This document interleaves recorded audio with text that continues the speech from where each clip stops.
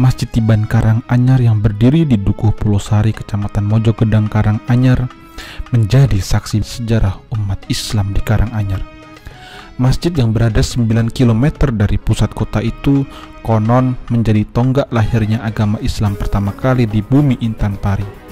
Dari berbagai literatur disebutkan bahwa keberadaan Masjid Tiban Karanganyar atau yang kini juga memiliki nama Masjid Darul Muttaqin hadir terlebih dahulu sebelum ada pemukiman warga di sekitarnya. Masjid ini berdiri atas prakarsa salah seorang wali di Pulau Jawa. Wali tersebut bernama Eyang Abdullah Fattah atau akrab disebut dengan Bahtullah. Sebagai masjid tertua di Karanganyar, masjid ini diyakini dapat menjadi tempat wasilah berdoa paling mujarab bagi segala hajat.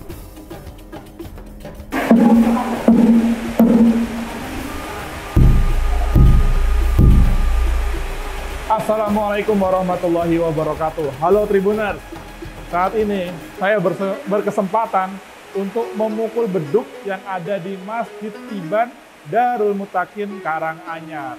Penasaran kan dengan apa yang ada di Masjid Tiban? Yang konon katanya masjid ini lebih ada terlebih dahulu daripada pemukiman masyarakat yang ada di Karanganyar. Penasaran kan ceritanya? Oleh karena itu, ikuti perjalanan kita selama di Masjid Tiban Darul Muttaqin Karanganyar.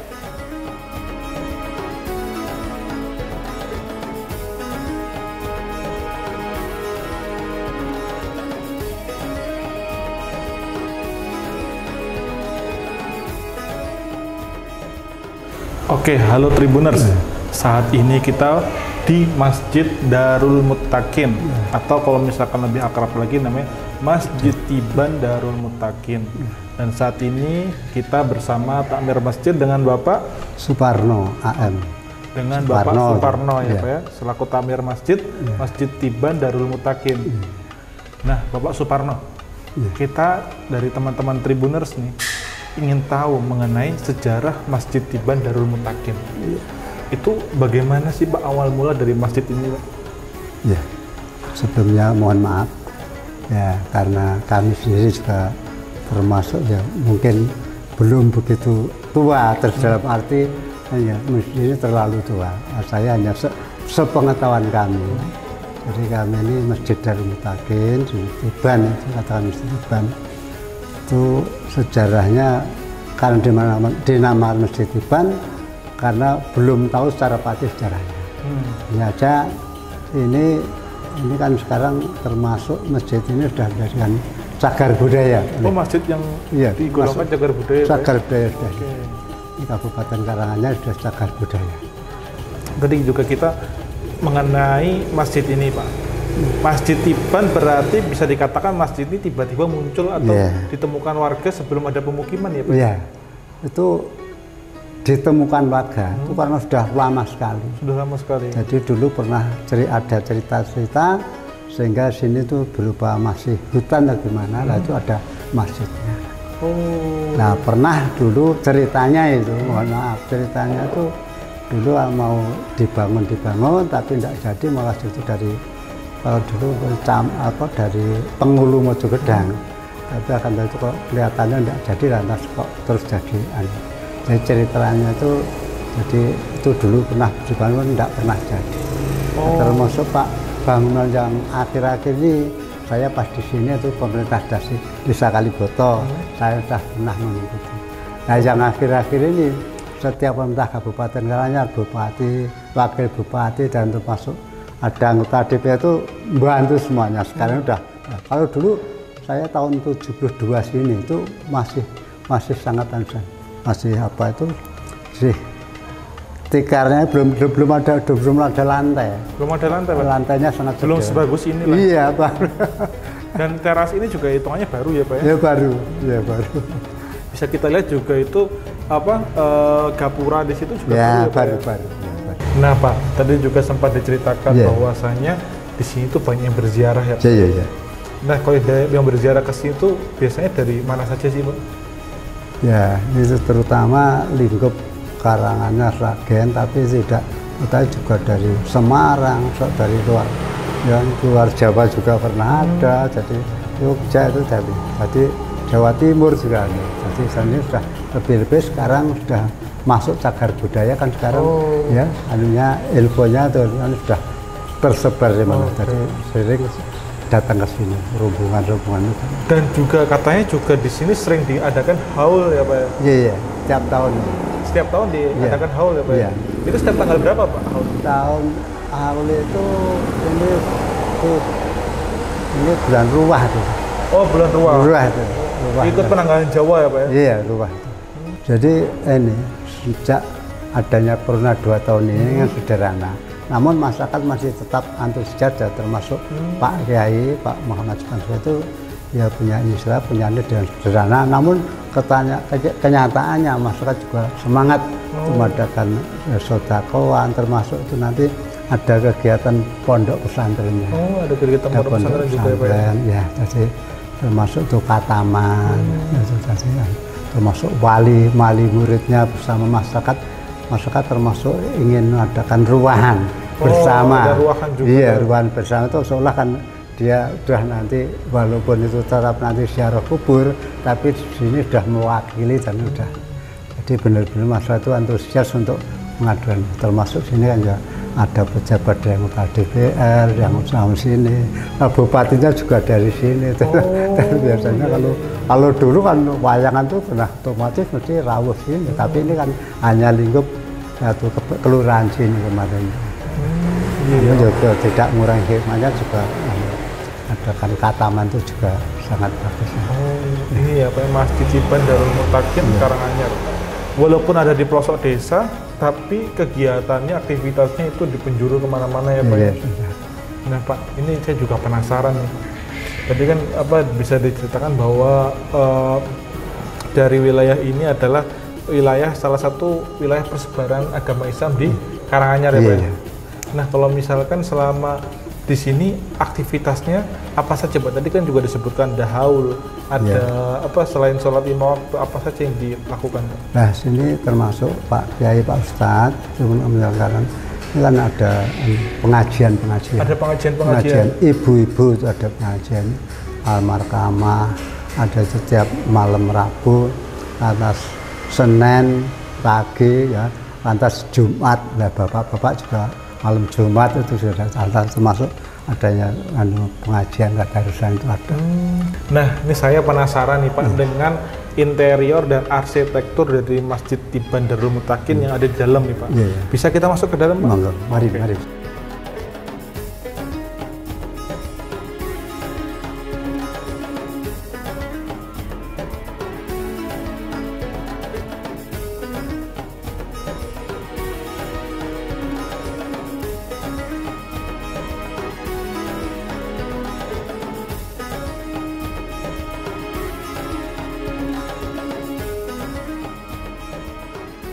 Kita sudah berada di dalam Masjid Tiban Darul Mutakin Karanganyar.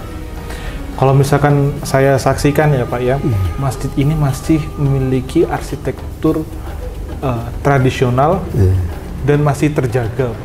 Kalau Bapak bisa menceritakan ini bagian yang masih asli dari awal berdiri yang mana sih Pak? Saya rasa ini masih cukup banyak, termasuk tiang untuk soko ya. Kalau tiang ini Pak ya? Soko ini masih asli. Masuk usuk-usuknya itu masih semuanya masih atau masuk ini kan istilahnya diperkuat itu mungkin bisa tambahan. Ini usuk-usuk yang menyangga ya, masih itu semuanya, masih asli Pak ya? Masih semuanya. Dan juga termasuk yang di atas ini mustaqo ya Pak? Iya, usuk aja mustaqo ini masih. Dan saya juga tertarik ini Pak dengan mimbarnya ini Pak untuk khotib Jumat. Ini apakah benar masih asli atau sudah? Asli betul. Asli betul ya Pak? Bahkan tadi saya matur kalau ini benar dari Dinas Perhubungan Jawa Tengah itu mau saya mau membeli tapi kita tidak berani. Itu masih benar-benar asli. Nilainya kan tidak ternilai, harganya kan tidak berani terus. Dari Dinas Purbakala sempat mau membeli mimbar ini Pak. Karena ini bisa kita katakan merupakan benda ini Pak ya? Benda pusaka budaya, cagar budaya pusaka. Dan oleh pihak takmir masjid sini tidak mau dilepas? Tidak mau. Oh, boleh dilepas Ya, ya, Pak ya? ya. Iya. Terus kalau misalkan kita lihat ini kayunya kayu jati berarti Kayu Pak ya? jati ya, jati ya. Kayu jati terus sama ada kayu nongko itu. Oh, Ini mungkin nongko ini. oh, kayu nangka ya Pak ya? Nangka tapi nangka udah tua. Oh.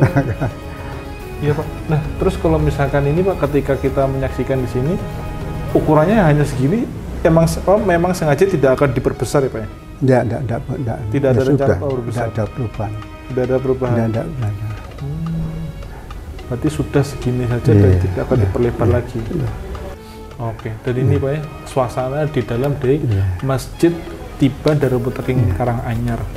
Pak, di sini apakah juga digunakan sebagai lokasi perjuangan Pak? Kalau perjuangan itu, kalau kita ya dari sejarah, memang termasuk yang Durapatah, termasuk Raden Tumenggung Wirosari, itu ada kaitannya dengan perjuangan. Kaitan dengan kerja kan juga ada. Dirpoyudo, makam Dirpoyudo, itu kan juga termasuk untuk pejuang-pejuang itu zamannya apa? Sedikit mungkin ini Pangeran Diponegoro dulu. Ada yang bertanya dari Pangeran Diponegoro gitu.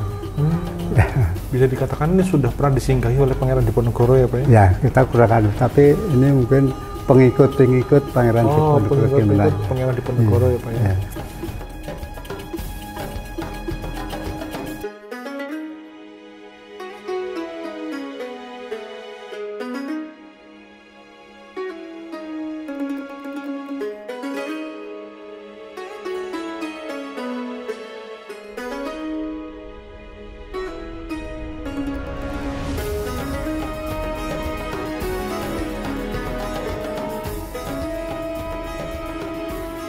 Nah Pak, kita lihat saat ini adalah tempat wudhu ketika Masjid Tiban Darul Muttaqin Karanganyar ini masih pertama kali digunakan ya Pak. Ini sejak kapan keberadaannya nih Pak? Itu ya, sepengetahuan kami itu dulu sudah memang berada sendang.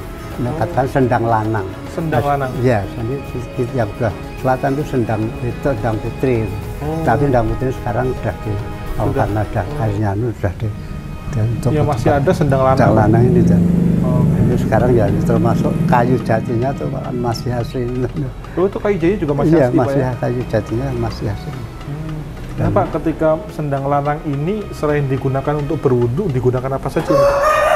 Ya, yang penting kalau dulu mesti tempat wudhu. Tapi kalau orang-orang datang mungkin dengan kayaknya untuk mandi, orang luar ya ada yang mandi itu dulu. Ada yang mandi juga di sini Pak? Ya, dulu ada yang maunya ya kepengen apa ya keyakinan untuk mandi di sini berkah gitu kan ada. Ya, berarti ini juga untuk mandi dengan keyakinannya masing-masing Pak? Iya. Ya. Oke. Kita ya enggak tahu tapi ada yang sekarang ya air bersihnya sudah cukup. Oke. Kalau ini mengalir dari aliran sungai Pak ya? Sungai itu sungai. Oke. Nah Pak, kalau misalkan kita lihat ini Pak, ini salah satu dari peninggalan yang bersejarah yang masih tersisa nih Pak di sini Pak ya. Digunakan untuk mandi, digunakan untuk wudhu, dan diyakini juga airnya mujarab untuk berobat Pak ya. Ada yang begitu. Ada yang mengatakan begitu juga ya Pak ya.